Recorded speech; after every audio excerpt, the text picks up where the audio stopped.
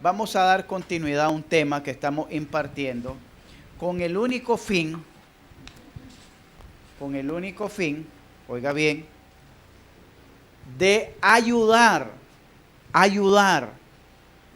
a alcanzar la madurez a las parejas, a los matrimonios, a los padres con los hijos, a los familiares, porque no necesariamente solo son los padres, sino puede ser entre hermanos, porque estamos hablando acerca de el verdadero perdón en los cristianos.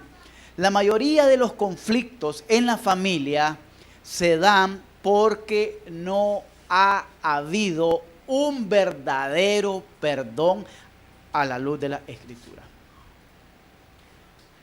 Hemos pretendido, cuando alguien nos pide perdón, sí, lo toleramos, lo pasamos por alto, los quedamos ahí, pero no perdonamos. Porque a la vuelta de la esquina, cuando se vuelve a dar la discusión acalorada, se vuelven a sacar los viejos antecedentes, los problemas anteriores. Sí, que por eso yo no te creo, mira que volviste a hacer esto. Entonces se vuelve un conflicto. Y esos conflictos son los que están minando las relaciones conyugales hoy en día. Y no solo las conyugales, las relaciones de pareja. ¿Y eso qué hace? Contrita al Espíritu Santo, que no le permite al cristiano disfrutar, oiga bien, disfrutar de una verdadera paz espiritual. Jesucristo dijo: mi paz os dejo, mi paz os doy, no como la ofrece el mundo. Ahora yo les pregunto, y háganse ahí un examen de conciencia, ahí, porque todos de alguna manera hemos escuchado la palabra de Dios. ¿Usted disfruta de una verdadera paz en su corazón?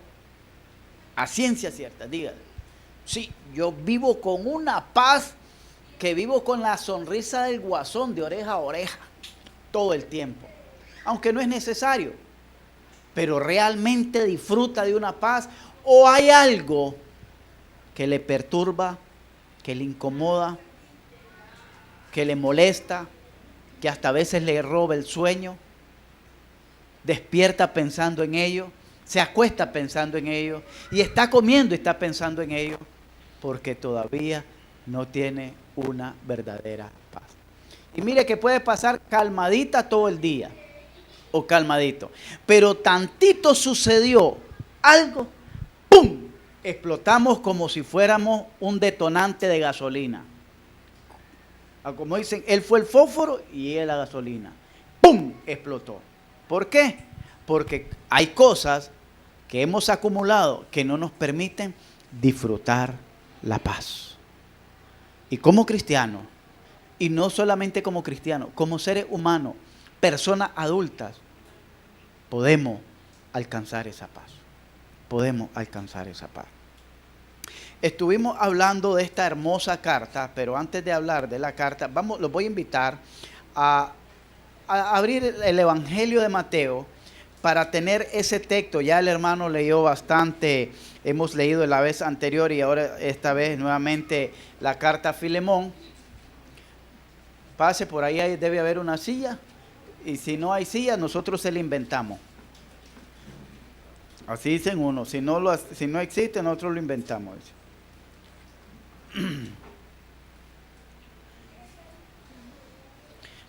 Mateo capítulo 7. ¿Lo tienen ahí? Aquí Jesucristo está dando instrucciones a sus seguidores, a sus discípulos, en este precioso sermón que se le conoce como el Sermón del Monte. Y aquí da instrucciones. Si pudieran poner en la pantalla, porque tenemos visita en la pantalla, este pasaje, y vamos a leer en Mateo capítulo 6, verso 5, instrucciones acerca de la oración. Instrucciones acerca de la oración. Hay personas que yo le digo, mire, vaya a la iglesia. Mire, me dice, yo no voy a la iglesia, pero yo al menos me encomiendo todos los días. Otros me dicen, no, yo aquí oro todos los días, le doy gracias a Dios cuando me levanto o cuando me acuesto, oro con mi familia, no vamos, pero aquí estoy. Pero miremos lo que dice el Señor acerca de la instrucción. Verso 5 dice, y cuando ores, la oración es el medio por el cual nosotros tenemos una comunicación abierta con nuestro Padre Celestial.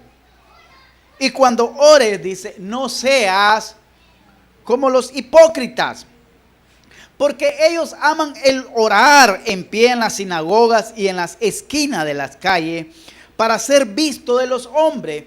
De cierto os digo que ya tienen su recompensa. Mas tú cuando ores, entra en tu aposento y cerrada la puerta, ora a tu Padre que está en secreto. Y tu Padre que está en lo secreto, que ve en lo secreto, te recompensará en público.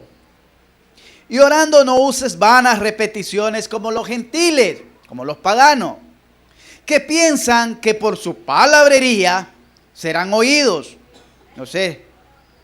No os hagáis pues semejante a ellos, porque vuestro Padre sabe de qué cosas tenéis necesidad antes que vosotros le pidáis.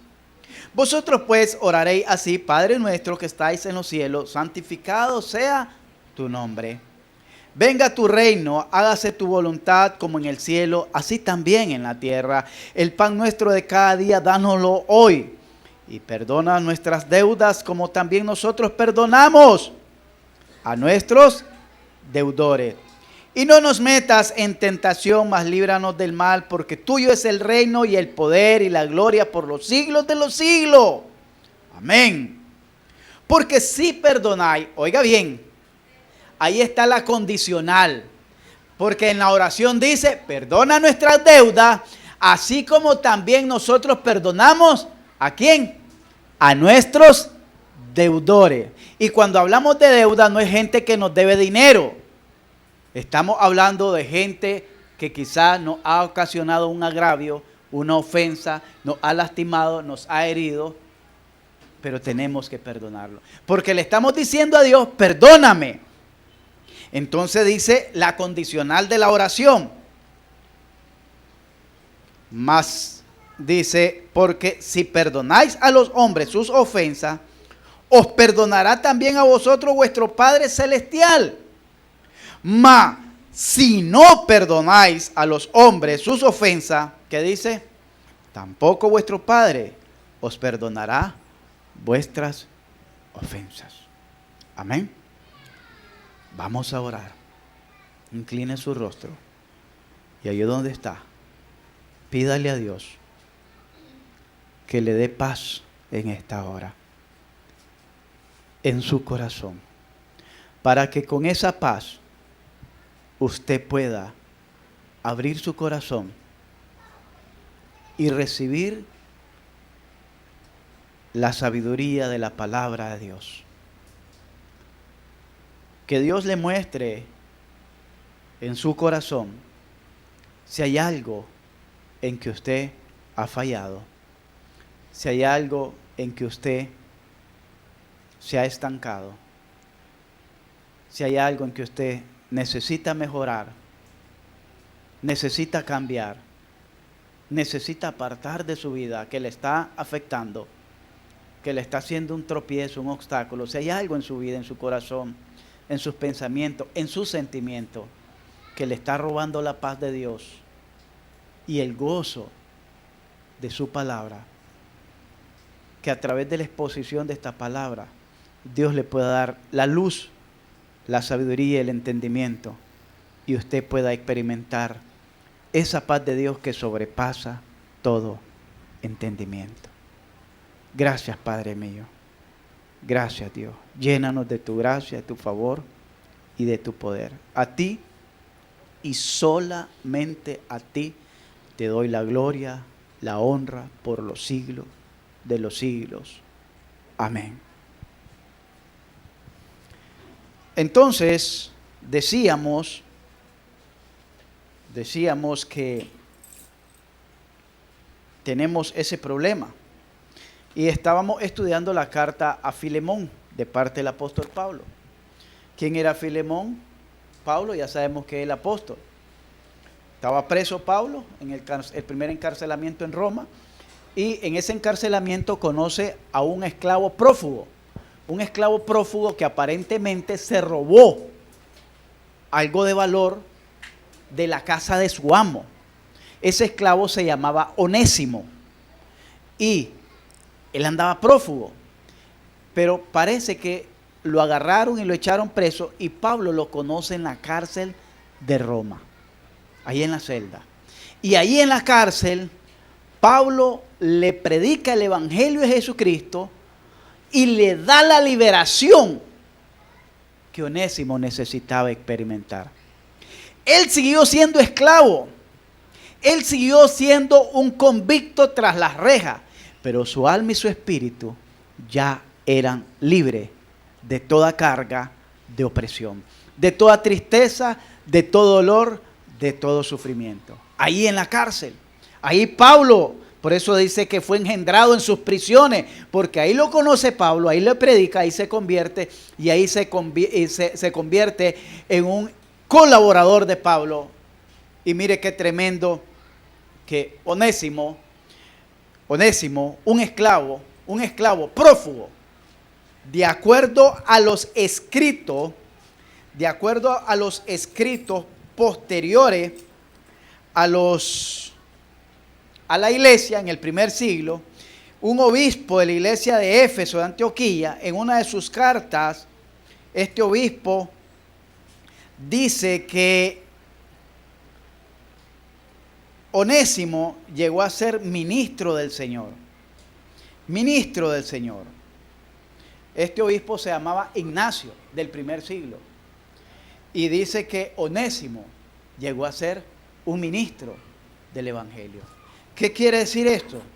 A veces nosotros nos sentimos impotentes. Nos sentimos menos por las condiciones en que estamos viviendo. O creemos, eso no es para mí porque soy demasiado pecador para llegar a ser un siervo de Dios. Soy demasiado pecador, tengo demasiados pecados en mi cuerpo. Y esos pecados son demasiada culpa. ¿Qué se va a interesar Dios por mí? Pues le traigo una buena noticia. Dios vino a buscar a los pecadores. Y una vez que los busca, Dios vino a llamar a los pecadores al arrepentimiento. Dios vino a salvar a los pecadores de la condición en que estaban. Dios vino a dar su vida por los pecadores. Y Dios se ofreció en sacrificio por los pecadores. Dice la palabra de Dios en 1 de Timoteo capítulo 1 versos 15, palabra fiel y digna de ser recibida por todos. Que Cristo Jesús vino al mundo para salvar a los pecadores, de los cuales yo soy el primero. Yo les pregunto, levanten la mano aquí, ¿cuántos son santos e inmaculados? Que no tienen ni un pecado, que no han pecado en todo el día de hoy. Levanten la mano, uno por uno, porque miro demasiadas manos. Levanten la mano, ¿cuántos nos consideramos pecador? Yo levanto mis dos manos. No una, mis dos manos. ¿Por qué? Porque mientras esté en este cuerpo pecaminoso, voy a estar en esas condiciones de pecador. Pero ¿cuál es la diferencia? Que yo confié que Cristo entregó su vida por mis pecados. Que Cristo en la cruz del Calvario pagó la deuda de mis pecados. Yo no la he pagado, ni puedo pagarla, pero Cristo en la cruz del Calvario, Él pagó mi deuda. Y esa es mi confianza, que Él me vino a llamar, Él me vino a buscar, me vino a llamar, porque Él vino a buscar y a salvar lo que se había perdido, y era un perdido. Él vino a llamar a pecadores, y yo soy pecadora, pues me llamó a mí. Él vino a morir por los pecadores, y yo soy pecador, pues murió por mí. Él vino a salvar a los pecadores, Yo soy un pecador. Ah, pues me salvó a mí. Viene a salvarme a mí. ¿Me está entendiendo? No hay razón por la cual no podamos decir, esto no es para mí. Y miren las condiciones de Onésimo. Era un esclavo, prófugo, por ladrón y por esclavo fugitivo. Estaba tras las rejas en una celda en Roma. Pero ahí Dios lo libertó. Ahí Dios lo hizo libre. Y vamos a leer esta hermosa carta de Filemón, donde miramos que cómo, de qué manera más extraordinaria, más bella, el apóstol Pablo intercede por Filemón. Perdón, por Onésimo ante Filemón. Por Onésimo ante Filemón. Onésimo estaba ahí y miren lo bonito. ¿Saben quién llevó esta carta ante Filemón? El mismo Onésimo. Aquel esclavo prófugo llegó con la carta. ¿Y esto? Y la abre Filemón. Y le dice, Pablo, siervo de Jesucristo, que está en la cárcel, prisionero de Jesucristo, a Filemón, a Apia y a Arquipo. Qué tremendo. Así dice el verso. Lean el verso 2. Verso 1. El hermano Timoteo, al hermano Filemón, colaborador nuestro, y a la amada hermana Apia y Arquipo, que era su hijo. ¿A quién escribe? A aquella familia, oiga bien, a aquella familia que fue agraviada por Onésimo. Tal vez, haciendo uso de la imaginación, se le robó las prendas, las chapas, las cadenas a la esposa de Filemón y salió huyendo. Entonces Filemón pudo haber dicho, bueno, lo voy a perdonar, pero la hermana Apia haber dicho, no. Si a mí este esclavo infeliz no me devuelve mis chapas y mis cadenas, que eran la herencia que me dejó mi abuelita, aquí yo no lo quiero vivo. ¿Y saben cuál era la paga para un esclavo prófugo? La muerte. Por eso Pablo le escribe a Filemón, le escribe a Apia, le escribe a Arquipo, el hijo de ellos, y que era el pastor de la iglesia en Colosa, para que juntamente con la iglesia que se reunía en su casa, perdonaran a aquel esclavo que ahora era un hijo de Dios. Un hermano en la fe igual que ustedes. Y así como Cristo derramó la sangre por ustedes, también la derramó por Onésimo. Oiga bien. Y usted dirá, yo no soy esclavo, pastor. Pero dice la Escritura, para irnos relacionando y entrando en confianza, porque ustedes saben que yo soy confianzudo. Juan capítulo 8, dice que todo aquel que comete pecado, que porque todo aquel que comete pecado, esclavo es, ¿verdad?, del pecado. Mas si el Hijo os libertare, seréis verdaderamente libres. Si usted dirá, yo no soy esclavo, pero tiene algún pecado, dice Jesucristo, no yo, Jesucristo, todo aquel que comete pecado, esclavo es del pecado. Quizá está en la misma condición de Filemón. Filemón andaba prófugo y nosotros todavía andábamos prófugos ahí en el mundo de la ley y de la justicia de Dios.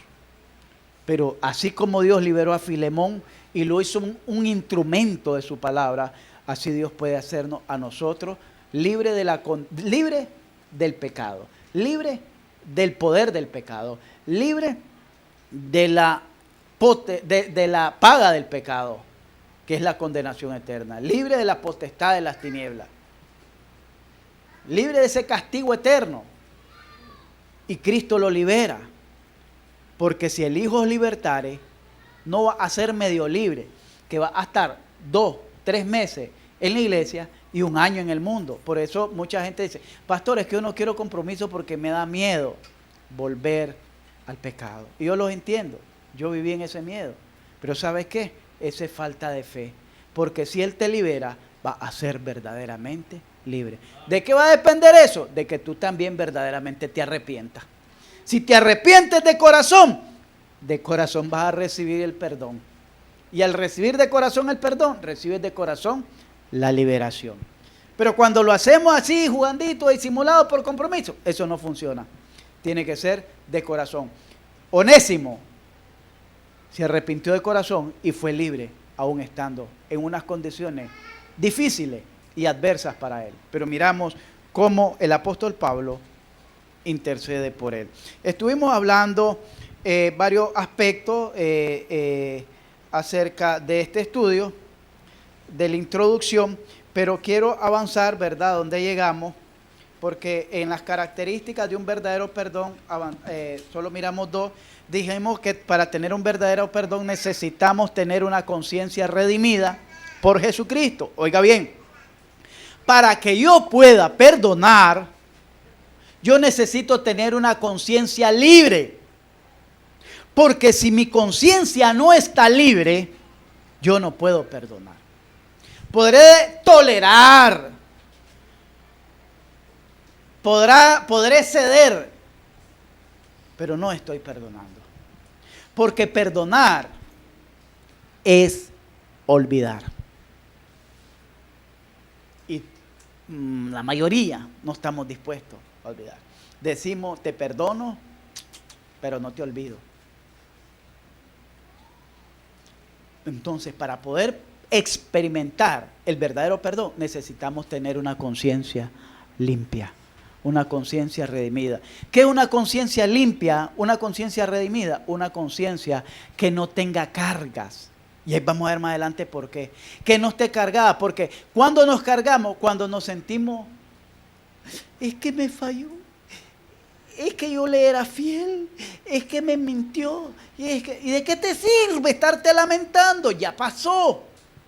Si lo vas a perdonar, perdónalo. Si la vas a perdonar, perdónala, pero no estés así.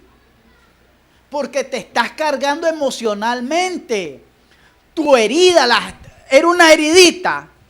Y como la estás detallando, me mintió, me ofendió, me hirió, yo confío en la fiel, y comienzan a hacer toda la lista. Entonces la herida la vamos abriendo así, miren.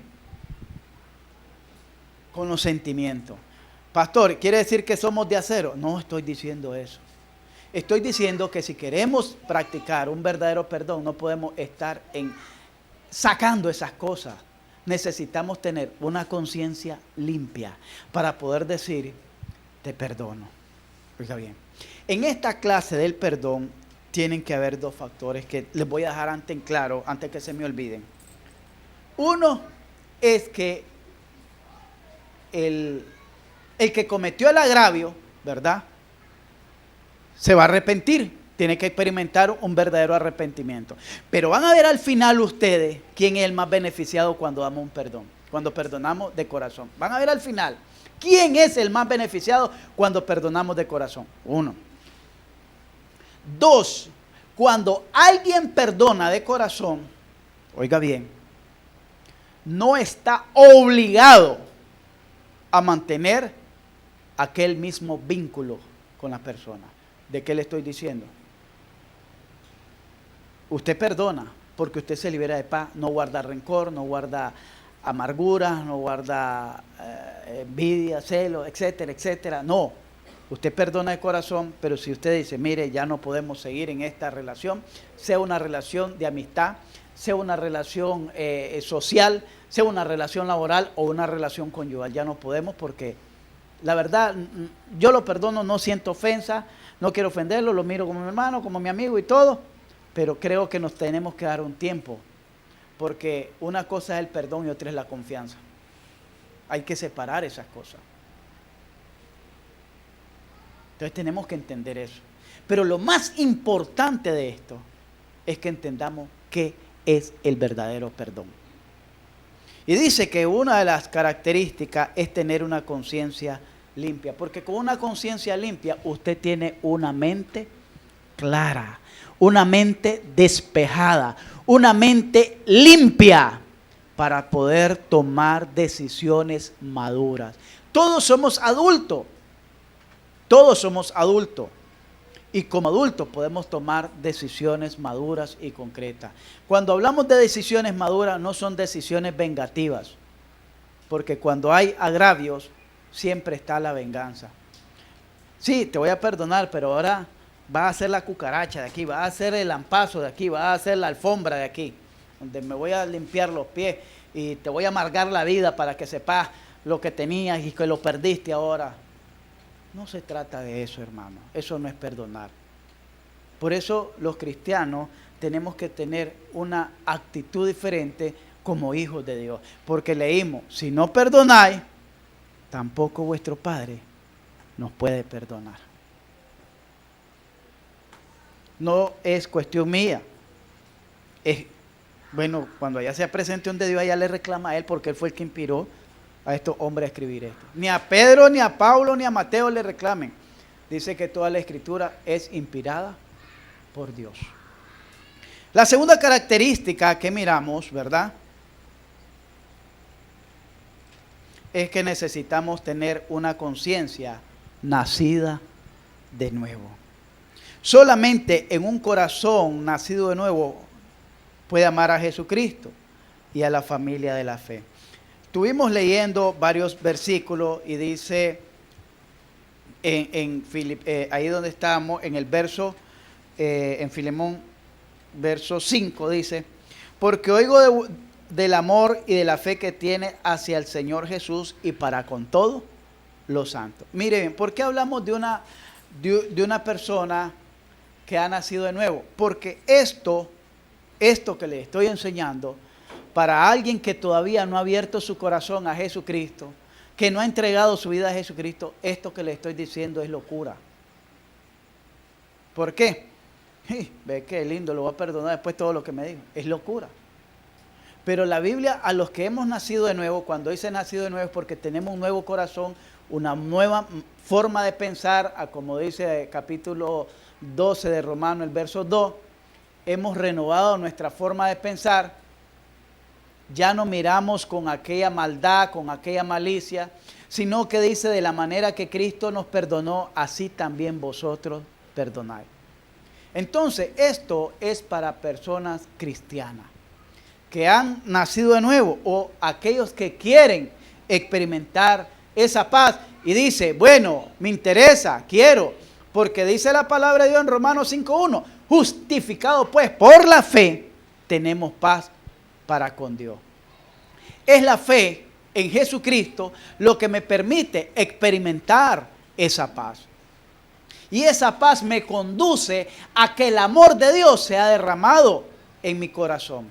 Por eso yo necesito nacer de nuevo para poder experimentar este verdadero perdón. El mundo difícilmente pueda perdonar de esa manera. Difícilmente. En el mundo, yo estoy en el mundo y difícilmente le digo. Difícilmente, porque es más, cuando uno está en el mundo, los varones, y éramos dados al alcoholismo, entonces ya con 3 o 6 entre pecho y espalda, ya nos volvíamos malcriados, violentos, nos acordábamos con las rancheras, con las melancólicas, y allá íbamos a buscar el machete para irlo a hacer tú. Por eso es que hay mucha violencia, hay mucha desgracia con personas ebrias, porque ocupan el estado de ebriedad para vengarse. Entonces, estando bueno y sano no lo hacen, pero ebrio sí. Quiere decir que en el mundo difícilmente se puede perdonar de esta manera. En el mundo difícilmente, yo diría que casi hasta imposible, puede una persona perdonar así de corazón, un verdadero perdón. En tercer lugar, que ahí donde vamos, necesitamos tener una conciencia llena de amor para poder perdonar. Dijimos una conciencia limpia, una conciencia nacida de nuevo, pero una conciencia llena de amor. Porque solo dice, el amor es el que puede cubrir multitud de faltas. Con amor es que yo puedo perdonar. Con la mente yo difícilmente pueda perdonar. Puedo soportar, puedo tolerar con la mente, pero es con el amor, con el corazón, que uno verdaderamente perdona. Oiga bien, porque con la mente uno está maquinando, está pensando, está jugándosela. Y a veces hasta nos jugamos a los detectives, a veces nos jugamos a hacer trampas, a veces nos jugamos a poner cebo y cosas así. Porque con la mente no se puede perdonar. Es con un verdadero amor que podemos perdonar. Para eso necesitamos tener nuestro corazón lleno de amor, para poder ver con los ojos que Dios nos miró a nosotros. Dios dice, en esto consiste, dice el apóstol Juan allá en la primera carta, en esto consiste el amor de Dios. No en que nosotros hayamos amado a Dios, sino en que Él nos amó primeramente, ¿a quién? A nosotros. Ahora le digo, Él nos amó a nosotros. ¿Quién perdonó a quién? Yo perdoné a Dios. Él me perdonó a mí. ¿Quién había ofendido? Yo había ofendido a Dios. Entonces el corazón de quién tiene que estar lleno de amor, el corazón del que va a perdonar, para poder dar un perdón de corazón. De lo contrario, a la vuelta de los días, de la semana y de los meses, vuelve a surgir una situación, entonces se vuelve peor la cosa. Porque en las primeras se dijeron palabras, en la segunda se dicen gritos, en la tercera se van a los golpes, en la cuarta al machetazo, a la amenaza. Y eso pasa en nuestra sociedad hoy en día. Y por eso miramos tanta violencia en los hogares. Y nuestros hijos presencian tanta violencia. Y ellos la siguen porque les parece que es algo normal. Porque como se mira en todos los hogares, es algo cotidiano. De esa manera le enseñamos a resolver nuestros problemas y nuestras diferencias. Vamos a ver algunos ejemplos.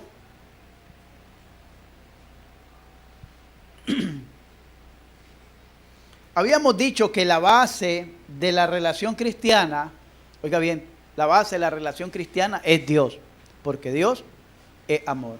Y Jesucristo es el único mediador entre Dios y los hombres, porque no hay otro nombre bajo el cielo dado a los hombres en que podamos ser salvos. ¿Por qué? Porque hay un solo camino y una sola verdad y una sola vida. ¿Por qué? Porque con un solo sacrificio nos hizo perfectos para siempre. Un solo mediador, un solo nombre, un solo camino, una sola verdad, una sola vida, un solo mediador, un solo sacrificio. Entonces, entendiendo esto, que Dios es amor y el único mediador entre nosotros y Dios es Jesucristo, vamos a ver algunos personajes bíblicos que hubieron hombres de Dios que perdonaron con amor y de corazón. ¿Sabía usted? Por ejemplo, José perdonó a sus hermanos. José, siendo un adolescente, perdonó a sus hermanos que le tenían envidia, que le hacían ahora, como le llaman ahora, bullying. Viera cómo se burlaban de él, cómo lo agraviaban, cómo lo amenazaban. Se burlaban, porque José era el onceavo hijo de Jacob y era consentido porque era el hijo de Raquel, la esposa que él amaba. Entonces sus hermanos, llenos de envidia, una vez el papá los manda a ver a sus hermanos, vaya, anda a ver a tus hermanos, y se va al campo José, y los hermanos, encendidos en ira, de envidia, de amargura, de desprecio, hasta el punto de odio contra José, lo metieron en una cisterna, en un hoyo, en un pozo, y ahí lo querían matar. Y uno de ellos intervino y le dijo, no hagan tal cosa. Después,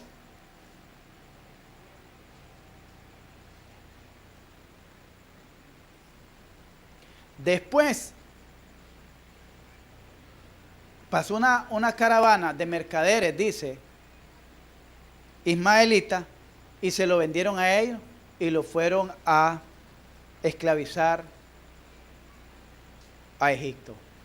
Estuvo por esclavo un buen tiempo. Después que estuvo por esclavo lo echaron injustamente preso. ¿Por causa de quién? De los hermanos. Estuvo como esclavo. Después lo echan preso. ¿Por culpa de quién? De los hermanos.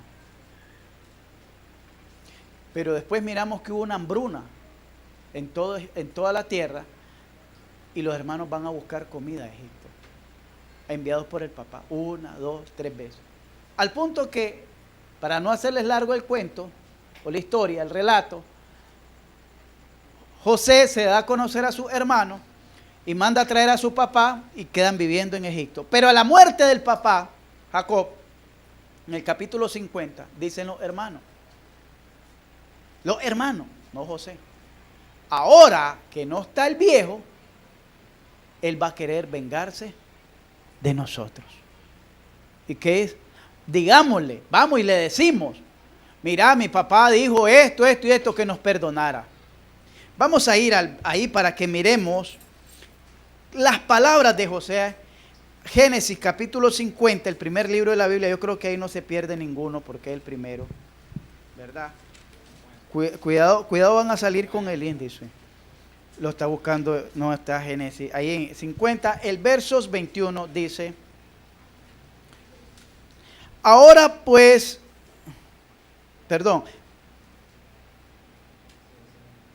verso 18, vinieron también sus hermanos y se postraron delante de él y dijeron: henos aquí por siervos tuyos. Y les respondió José: no temáis, ¿acaso estoy yo en lugar de Dios? Eso es lo que deberíamos de pensar cuando vayamos a otorgar un perdón o a culpar a alguien o a condenar a alguien. ¿Acaso estoy yo en lugar de Dios?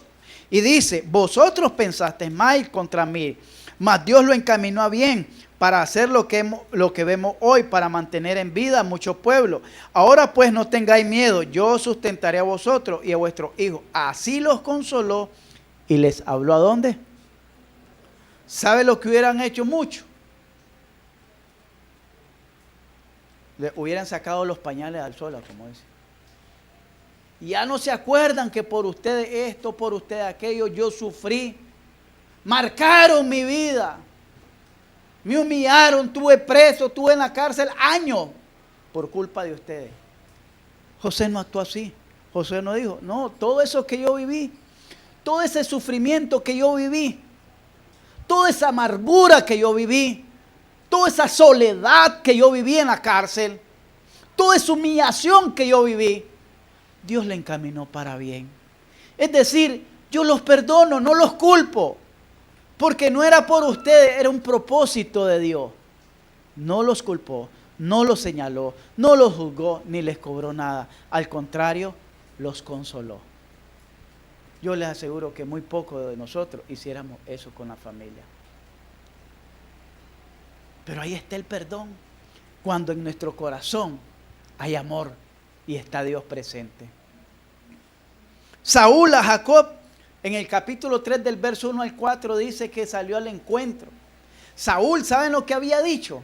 Porque Jacob primero le vendió la primogenitura por un plato de lenteja, después se disfrazó con la ayuda de la mamá para robársele la bendición que le iba a dar Isaac el padre.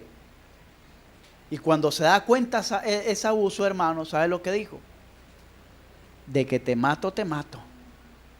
Tantito estira el caite el viejo, que es mi papá, yo te mato a vos. Y sale huyendo Jacob para donde un tío llamado Labán. Y en el camino, en la noche, dice que solo, imagínense cómo salió, que no llevaba ni siquiera nada para cobijarse, que una piedra le sirvió de almohada. Y dice que ahí soñó y miró que una escalera se apoyaba en el extremo del cielo y el otro extremo en la tierra, y ángeles bajaban, ángeles subían. Él dijo: que esto sino que es casa de Dios. Hizo un pacto a Dios, y una de las peticiones que le dijo: si me vuelves en paz a la casa de mi padre, tú serás mi Dios. Él no tenía experiencia con Dios, pero Dios, que es fiel, lo devolvió en paz a la casa. Después de 20 años, él regresa a la casa de su padre y lo sale a encontrar el hermano. Y entonces Jacob, como ya venía con una prole tan grande, comenzaba a mandar comisiones, comenzó a mandar el primer grupo, el segundo grupo, y a cada grupo lo mandaba con ovejas, con camellos, con riqueza. Pero allá llega Jacob y Esaú y se da el encuentro. Y saben lo más maravilloso, que cuando Esaú lo mira, lo que hizo Esaú fue abrazarlo y besarlo. Ahí fue al revés. ¿Quién perdonó a quién? Esaú perdonó a Jacob la ofensa y el agravio que le había cometido. Él quiso retribuirle, pero a veces las cosas, si el esposo ofendió a la esposa, no crea que con llevarle una manzana va a sanar la herida que le hizo en el corazón. ¿Me están entendiendo? Y si fue la esposa que ofendió al esposo, no crea que con una sonrisa y un beso en la mejilla va a sanar la herida que causó en el corazón. Se necesita la presencia de Dios. Orar y buscar de Dios para que Dios haga ese perdón. Efectivo ese perdón. David a Mefiboset lo perdonó también. ¿Quién era Mefiboset? El hijo de Jonatán. Y cuando David tomó el reino, David tenía que exterminar a todo el linaje de Saúl, el primer rey de Israel, para que no se sublevaran y no le dieran golpe de estado a él después. Tenía que exterminarlo. Pero él perdonó a Mefiboset por amor a Jonatán, su amigo. ¿Quién perdonó? David. ¿Y sabe cómo lo perdonó? No le dijo, bueno, te perdono, andate de aquí. No le dijo eso. Vas a vivir en este palacio, en el palacio, en la casa real de él. Vas a comer en mi mesa. Vas a comer de lo que yo como. Tú vas a comer. Miren que le estoy detallando bien esto. Siempre el que perdona tiene que tener amor en su corazón y haber nacido nuevo, porque tiene que estar dispuesto a dar, no a demandar. Bueno, si querés que te perdone, tenés que hacer esto.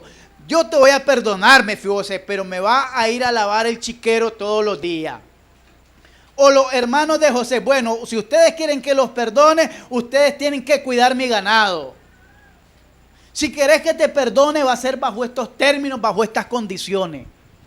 En ninguno de estos casos miramos esto. Miramos a Jesús, a sus acusadores y a sus torturadores en Lucas 23, 24. Miremos lo que dijo Jesús, que es para la iglesia.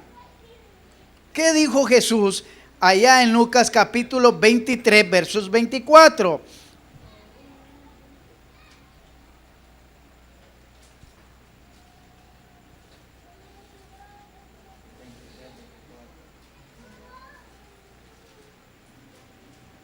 Perdón. 23:34. 23:34. Y Jesús decía: Padre, ¿qué decía? Perdónalos, porque no saben lo que hacen. ¿Y qué le decía a la gente? Si eres el Hijo de Dios, desciende de la cruz y te creemos. Si eres el Hijo de Dios, baja de ahí, te creemos. A otro salvó y él mismo no se puede salvar. Y le injuriaban. Después que lo habían golpeado, después que le habían dado con una vara, después en la cabeza y tal vez le hicieron un chichote o se la rajaron. Después que le pusieron una corona de espinas que eran así, las puyas de espina, unos cardos, y le rajaron el cuero, todo el cuero cabelludo. Sangró todo su cuero cabelludo. Después que le abofeteaban los soldados con un puño de un soldado, es un brazo enorme, una mano enorme, pesada. Quizás le reventó todas sus encías por dentro. Quizás le moratearon los ojos. Después lo flagelaron su cuerpo, que lo partieron a cuerazo con látigo. Después no fue suficiente, sino que lo hacen cargar una cruz. ¿Sabe cuánto le sollama eso? Y le rinde, le quita su fuerza y oxígeno. cuesta arriba subir una cruz. Subir ahí va cuesta arriba, mire. Y aparte de eso lo estiran y lo clavan en una forma tan horrible y espantosa que cuando lo estiraban era para que sus pulmones no pudieran inhalar aire y muriera de asfixia. Porque como estaba extendido, no podía ni inhalar, su pecho no podía recibir oxígeno. Hágale usted así, su pecho se expande, sus pulmones, la diafragma de los pulmones se expanden, pero estirado no puede. Pero a pesar de eso, Jesús dijo, perdónalo. Yo no creo que usted o yo hayamos sufrido más de lo que sufrió Jesús. ¿O sí? ¿Ha sufrido más? ¿Lo han decepcionado más que como decepcionaron a Jesús? Y usted dirá, ¿quién decepcionó a Jesús? Eran miles los que seguían. Miles fueron sanados, miles fueron alimentados, miles fueron liberados de demonios. ¿Cuántos estaban en la cruz? 3. Decepcionados. Pero aún así Jesús dijo, perdona a los padres, no saben lo que hacen. No saben de lo que se están perdiendo. Yo no creo que usted haya sufrido más que Jesús. Yo no lo he hecho. Que ninguno de ellos. Esteban, antes que lo apedreaban, él dijo, veo los cielos abiertos y al Hijo del Hombre sentado a la diestra del Padre, y lo comienzan a agarrar a pedrada. ¿Qué diría usted? ¿Qué diría usted? ¿Diría lo que dijo Esteban? Señor, no les sea tomado en cuenta su pecado. ¿Sabe qué estaba diciendo? Señor, perdona este pecado que están cometiendo. Esa fue la exclamación. No los maldijo. No les dijo, Señor, que caiga fuego del cielo y los consuma. No dijo eso. Señor, que se vayan todos estos infelices al infierno por lo que están haciendo. No dijo eso.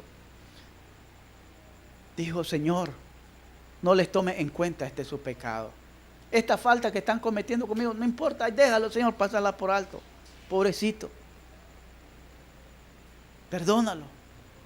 ¿Actuamos así nosotros? Cuando nos han ofendido, cuando nos han hecho algún agravio, difícilmente. Pero esa es la actitud de un verdadero perdón que debe experimentar un cristiano, un hijo de Dios. Necesitamos tener una conciencia con madurez. Cuarto lugar, podemos notar que el apóstol Pablo relata una vez más en las condiciones que se encontraba. Dice que él estaba preso por la causa de Jesucristo. Y fue en esta condición que conoce a Onésimo y lo convierte al cristianismo. El verso 10. Le recuerda a Filemón que la vida del cristiano es una vida de propósito. Oiga bien. Pablo le recuerda a Filemón que la vida del cristiano no es una vida de desgracia, no es una vida de lamento, no es una vida de accidente, es una vida de propósito. Vamos a ver a la luz de la Escritura. Versos 15 al 17, ahí en la carta a Filemón, dice, porque quizás para esto se apartó de ti por algún tiempo, para que le recibieses para siempre, no ya como esclavo, sino más que esclavo, como hermano amado. Mayormente para mí, pero cuanto más para ti, tanto en la carne como en el Señor. Así que, si me tienes por compañero, recíbele como a mí mismo. Hay que tener, para poder dar un perdón, hay que tener una conciencia madura, hermano.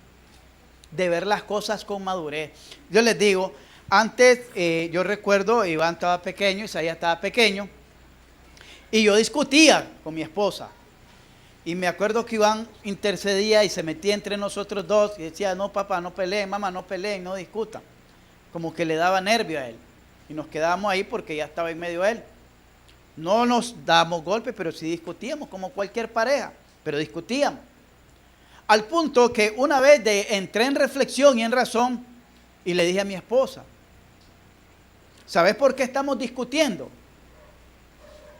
Sí, porque voy a decir, no, porque Dios nos está mostrando que hay cosas que necesitamos cambiar los dos. Porque la relación siempre entre dos, padre e hijo son dos, madre e hijo son dos, esposo y esposa son dos. La relación, toda relación no es de uno, es entre dos. Entonces, los problemas cuando los miramos de una óptica de madurez espiritual, algo me está mostrando Dios que yo necesito cambiar. Algo te está mostrando a ti Dios que necesitas cambiar. Bueno, ¿qué necesitas cambiar? Tal vez yo actué consciente o inconscientemente de una manera imprudente. Hice algo que no debía. Dije algo que no debía. Eso yo lo tengo que mejorar. Ya la próxima no la vuelvo a hacer, ni lo vuelvo a actuar así. Pero, ¿qué vas a cambiar tú? Bueno, ese palabrerío, todo lo que me dijiste. Los gritos, las amenazas, las ofensas. Siempre tenemos algo que cambiar. Pero para eso se necesita tener una conciencia madura, para ver las cosas con madurez. De tal manera que podamos analizar, a ver, sentemos, no peleemos, hablemos, no discutamos, tratemos, no nos ofendamos. ¿Por qué es necesario la ofensa en una relación? No es necesario. Las ofensas se usan como arma para demostrar quién es más fuerte y quién es más débil. Las amenazas se usan como arma para demostrar quién tiene el poder y quién no lo tiene el poder. Pero nosotros los cristianos no debemos de ser así. Pablo le dijo a los corintios que nuestras armas son poderosas para destrucción de fortaleza, porque nuestras armas son espirituales, no carnales. Y todas esas cosas son carnales. La ira, la venganza, la amenaza. Y Pablo dice, dejad también esto, la amenaza. Necesitamos tener una conciencia con madurez. Les recuerda que la vida del cristiano es una vida de propósito. Nosotros lo miramos con José. José dijo, no se preocupen porque para esto quizás Dios me había guardado. No fueron ustedes, es decir, ustedes lo hicieron, pero yo no los culpo porque fue un propósito de Dios. Lo mismo pasó con David. No sé cuánto han leído esa parte de David en Reyes, en Samuel, segundo de Samuel, cuando David va huyendo de Absalón, que Absalón su hijo le quita el reino. Y entonces en la huida hubo un hombre que lo comenzó a maldecir a David.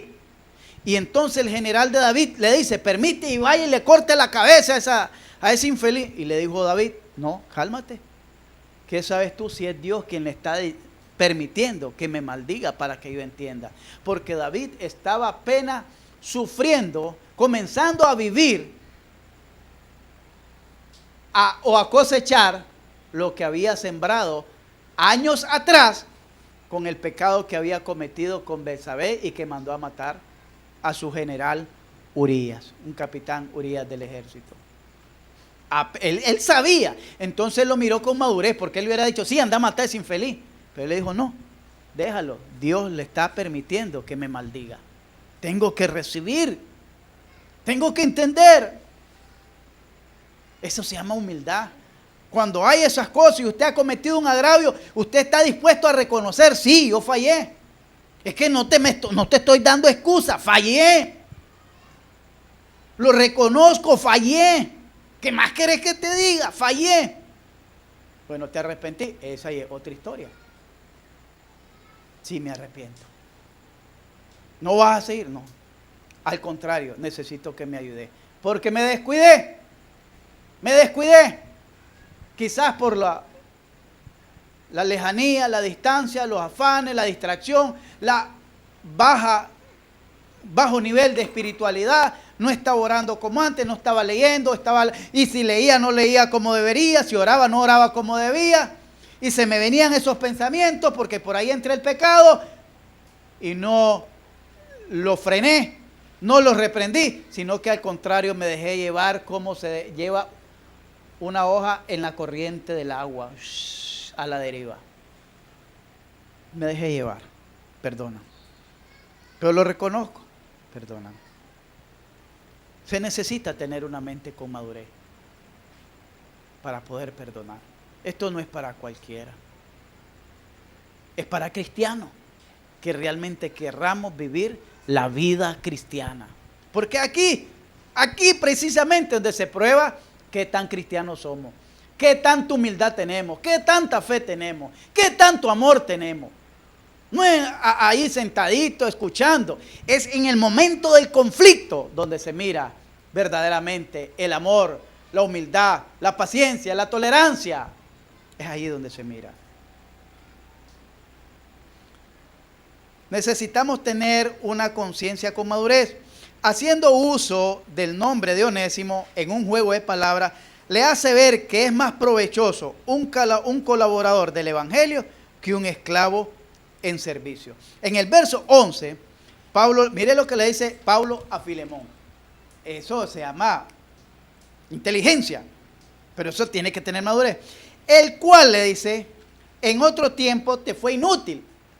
Onésimo, la palabra onésimo significa útil, pero siendo esclavo, dice que le era inútil. Es decir, no le da honor a tu nombre. Te era inútil, pero ahora a ti y a mí nos es útil. ¿Sabe lo que le quiere decir aquí a ustedes como familia? Hay mujeres que cuando el hombre está en el mundo, viven orando, Señor, cámbialo. Cámbialo, Señor, que deje ese vicio infernal, que deje la vagancia, que deje de andar trasnochando, que deje las mujeres, que deje esto. Se vuelve al cristianismo. Al cristianismo es de más provecho. Y ahora solo iglesias son. Ay, Dios mío. ¿Y entonces qué quieren? Es que ahora solo iglesia, no paran en la casa, que todo es iglesia. Ahora es útil, antes era inútil. Ahora es útil, ¿por qué? Porque ahora es provecho para la causa de Jesucristo. Es un hombre, una mujer de provecho. Hoy compartía con alguien que me decía que se había enredado, tenía 5 años con una mujer. Yo le hice unas comparaciones así acerca de seleccionar, buscar la pareja. Me dice, no, me fue mala, yo le fui fiel, ella bebía, yo le daba hasta para licor para que no se fuera, etcétera, etcétera. La cuestión es que al final yo le dije, busca de Dios y que sea Dios dándote la pareja ideal. Porque en el mundo va a hallar lo que querrás, pero en las cosas del Señor va a hallar una mujer temerosa. No hallar una mujer perfecta, Leo, pero sí una mujer temerosa de Dios. Y le compartí, yo cuando dispuse casarme con mi esposa, le dije 2 cositas. Nos casamos y buscamos de Dios. Y me dice, ¿cuánto tiene usted de casado? 27 años con ella. Después que hicimos esa propuesta, casarnos y entregarnos al Señor. Era neófito, ni cargaba una Biblia, ni sabía de Biblia. Pero mire, así como Onésimo fue liberado para la gloria del Señor y para servir al Señor, así fui liberado yo de la esclavitud del mundo, del fracaso del mundo, de la derrota del mundo, los problemas del mundo, la esclavitud del mundo. Y ahora, después de tanto tiempo, Dios me permite ver hacia atrás, 27 años de matrimonio, 26 años al lado de mi esposa, sirviendo ahora al Señor, con mis hijos, con mis nietos, con mis nueras, con mis yernos y toda mi familia. Antes era inútil, ahora es útil. Y es que dijo Pablo, que si alguno se limpia de estas cosas, será instrumento útil, santificado para el Señor. Segunda de Timoteo capítulo 2, versos 18 en adelante. Necesitamos tener, para ir terminando, una conciencia llena, no habitada, llena de humildad. Del verso 17 al verso 21, dice, creo que este es el talón de Aquiles de muchos cristianos, porque todavía no hemos entendido cuál es la lógica de Dios en cuanto a perdonar, ya que siempre, oiga bien, esto nos va a caer como agua fría. Siempre estamos buscando que el ofensor sea el que dé más disposición, mayor compromiso, más muestra de humildad, más muestra de cambio. Y esto es lo peligroso, porque sentimos que merecemos más de lo que hemos recibido. Y es ahí donde nos frustramos y nos amargamos nuestro corazón, porque nos desilusionamos de aquellas personas o de aquellos hermanos. ¿Qué les estoy diciendo con esto? Vayamos al texto. Vayamos a Filemón y vamos a ver qué es lo que les estoy diciendo.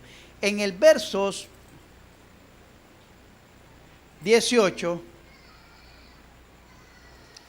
si en algo te dañó, así dice, ¿va? o te debe, ponlo a mi cuenta. Yo, Pablo, lo escribo en mi mano. Yo lo pagaré. Por no decirte que aún tú mismo te me debes también. Sí, hermano, tenga yo algún provecho de ti en el Señor, conforta mi corazón al Señor. Te he escrito confiando en qué. La obediencia requiere humildad. 1. Sabiendo que harás qué. Eso es lo que no nos gusta. Dar más de lo que el Señor nos enseña.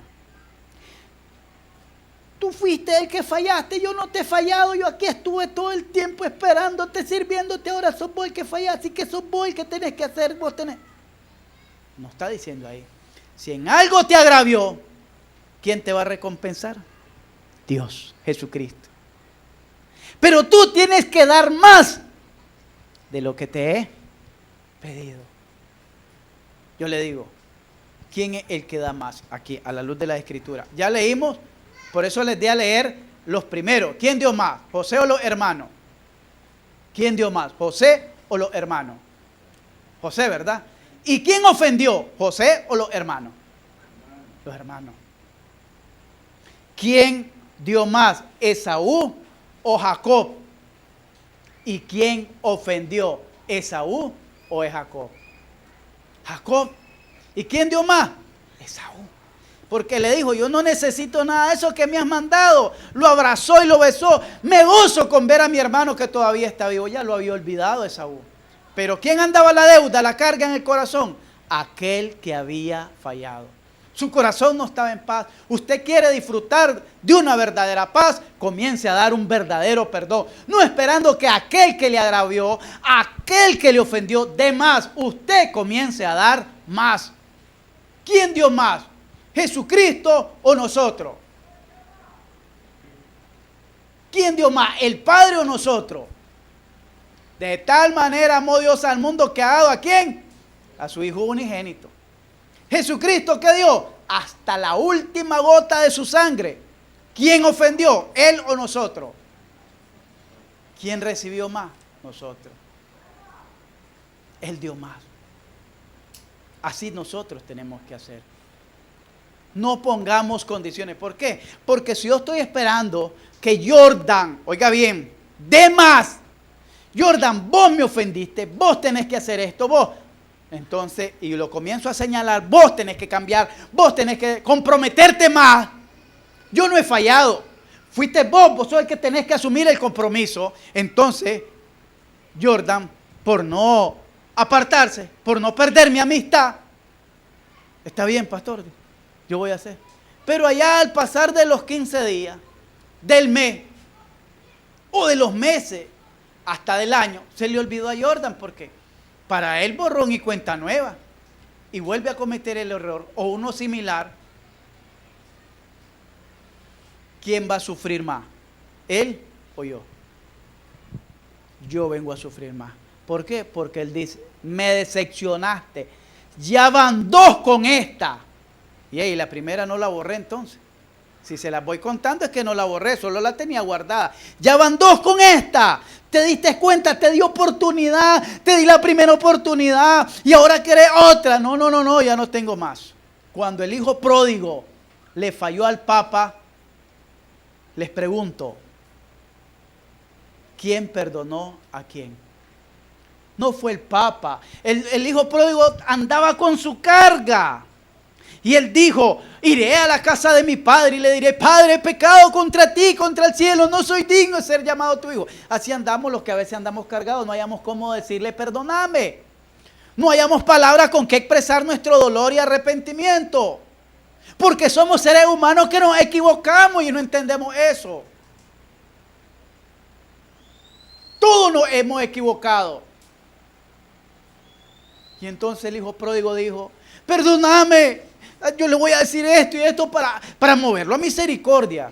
Pero dice que el hijo, tantico llegó y comenzó a hablar. El padre no lo dejó ni terminar. Lo agarró, lo abrazó, lo besó y les dijo, vístanmelo, maten al becerro más gordo, hagan una fiesta porque mi hijo era muerto y ha regresado. Nosotros no miramos esa bondad. Este hombre o esta mujer o mi hijo lo había perdido y ahora lo he recuperado. Lo estaba perdiendo y lo he recuperado. No, más bien decimos, ¿por qué no te lo terminaste de llevar? ¿Quién dio más? ¿El Padre o el Hijo? Este es el verdadero perdón de cristiano, hermano. Esto es lo que nos va a distinguir del mundo. Esta es la luz con que nosotros vamos a iluminar el mundo. Que los vecinos no oigan gritos en nuestros hogares. No oigan tiraderas de paila. No oigan amenazas, no escuchen amenazas, no escuchen ofensa. Sino que digan, ve qué bonito ese hogar. Ahí sí se mira un hogar cristiano.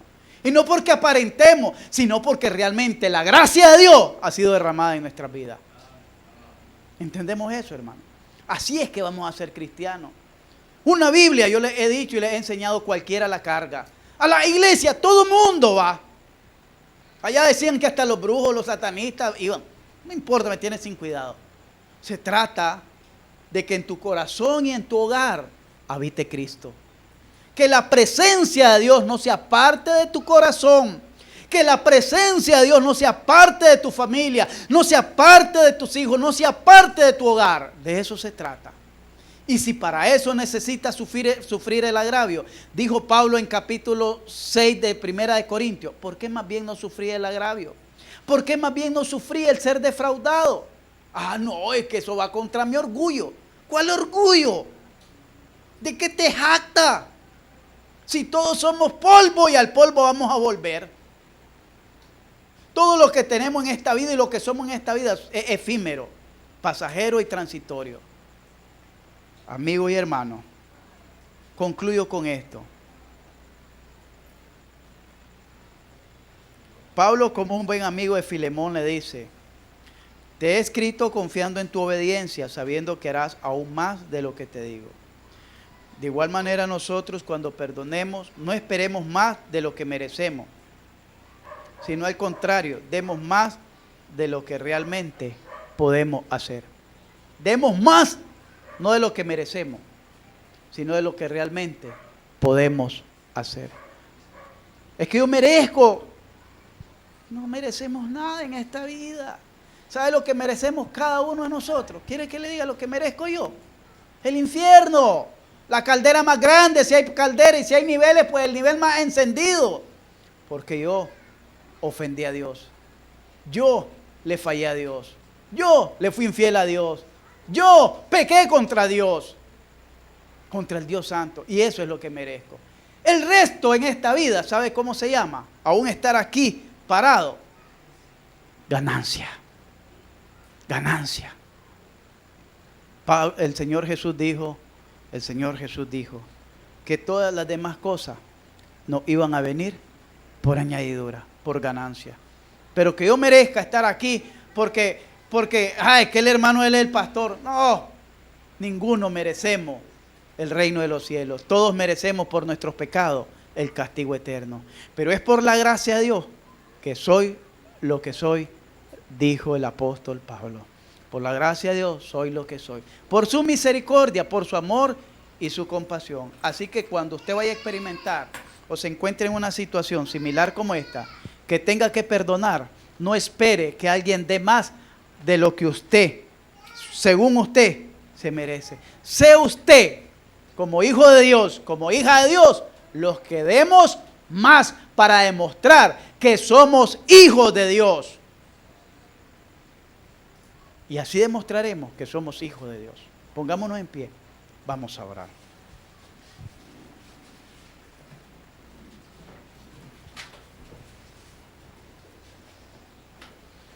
Señor y Padre que estás en los cielos, gracias te doy, Señor, por tu palabra. Gracias por la presencia de cada amigo, de cada pareja, cada persona que nos acompaña en esta noche. Que tu palabra en esta hora, Señor, pueda correr y ser glorificada en cada vida. Señor Jesucristo, aviva tu palabra en cada corazón. Si hay algún corazón que está cargado, tú le puedas dar la paz. Tú le puedas dar la paz. tú puedas, Señor, mostrarle tu misericordia y tu compasión. Y en aquellas vidas, aquellos hogares, aquellos matrimonios donde hay conflicto, tú puedas dar sabiduría, puedas dar luz y entendimiento para que podamos vivir como es digno del Evangelio, en armonía, en amor, en fe y en esperanza. Por Cristo Jesús, Señor, te damos la gracia, la gloria y la honra. Amén.